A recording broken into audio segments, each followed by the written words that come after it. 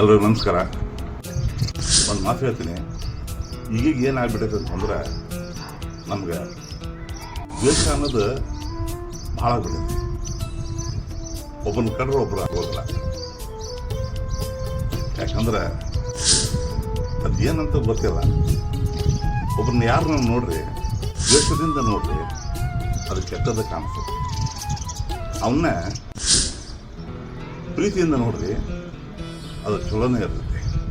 ಉದಾಹರಣೆಗೆ ಹೇಳ್ತೀನಿ ನಿಮಗೆ,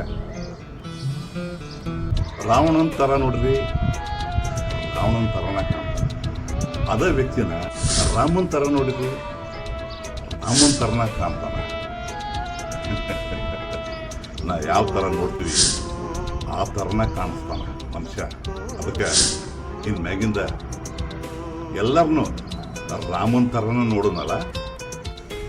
ನಮಸ್ಕಾರ.